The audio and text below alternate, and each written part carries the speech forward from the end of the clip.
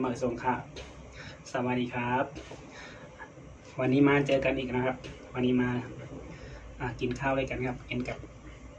หมู3 ชั้นทอดนะครับผมทอดกรอบครับวันนี้มาหน้ากันเดินนะกินเนื้อยองค่ะเนาะเนื้อยองหมูโคขอบขาเนาะมาค่ะกูก็เราก็จะมี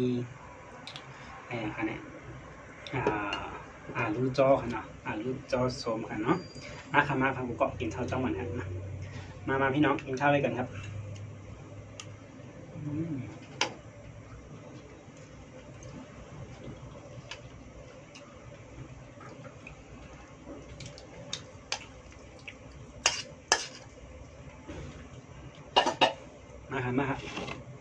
มาพี่น้องมาวันนี้เรากินข้าวกินกับอันนี้นะครับหมูทอดครับนี่ครับพี่น้องหมูทอด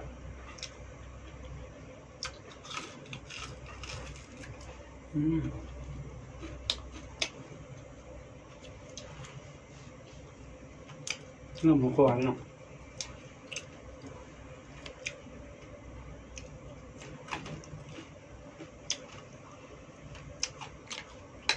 กรอบอร่อยดีครับพี่น้อง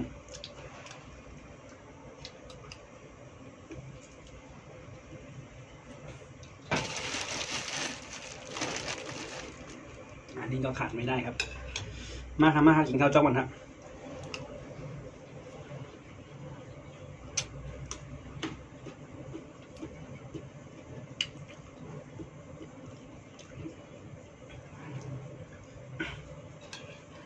สวัสดีพี่น้องครับมากินข้าวกันครับ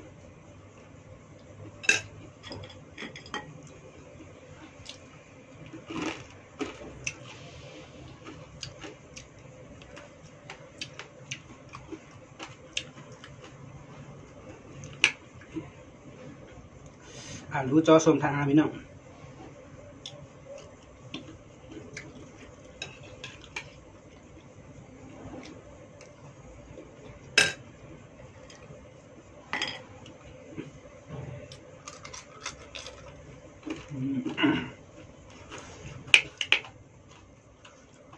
มันของเดียวกันมากคือกันเนาะ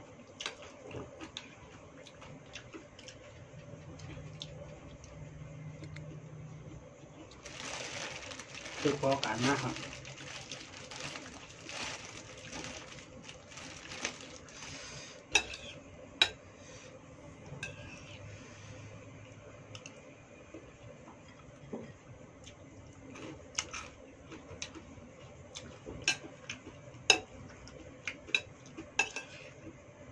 มาครับพี่น้องมามีใครยังไม่ได้กินข้าวด้วยบ้างครับมากินข้าวด้วยกัน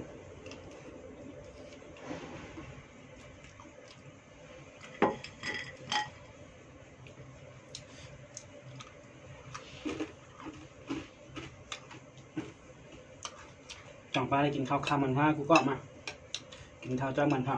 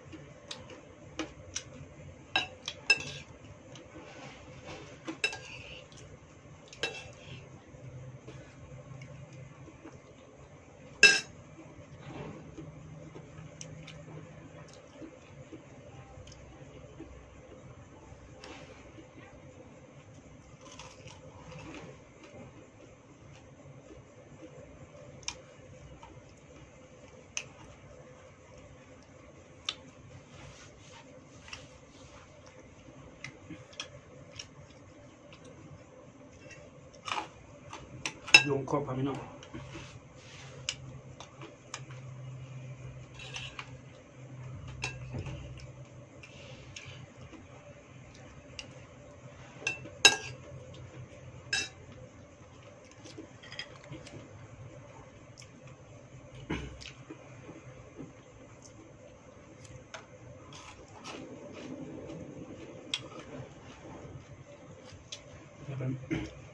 เดี๋ยวกันเนื้อดีกันหรอเอาเนื้อดีให้ย่อแห้งตากแห้งแล้วเนาะ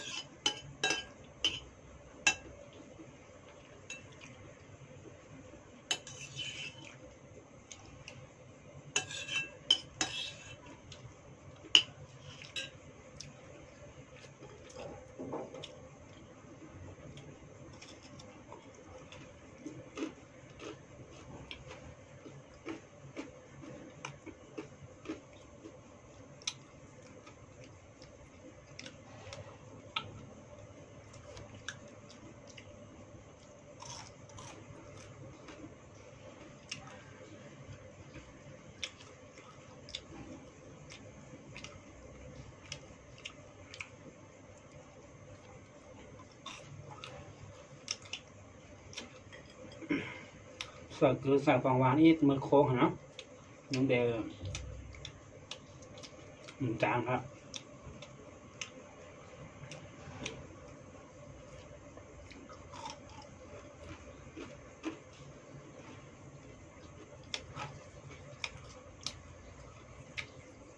ทอดนานไปหน่อยครับสีดำๆสีไหม้ๆแหละ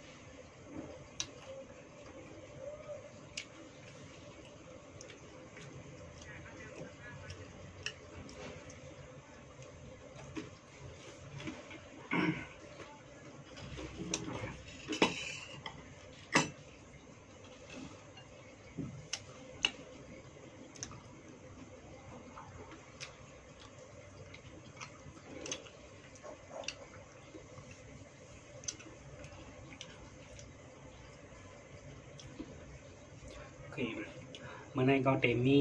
หมอกหน้าค่ะพี่น้องเนาะเดี๋ยวย้อนลืมไว้หมอกหน้าก่อนค่ะเนาะเดี๋ยวเขาขาจ่องไก่มั่งยากกันแทงคลิปตั้งหลังค่ะเนาะคลิปตั้งหน้าค่ะเนาะแต่คลิปตั้งหลังเขาเดี๋ยวมากยากในคลิปตั้งหน้าค่ะเนาะโอเคเมื่อในตีย้อนผัดพี่น้องเขากล่าวก่อนค่ะเนาะเบอร์ซุนกุ๊กก็ครับสวัสดีครับวันนี้ก็จะมีประมาณนี้นะครับเดี๋ยวเจอกันใหม่คลิปหน้าครับผมขอลาไปก่อนครับบ๊ายบาย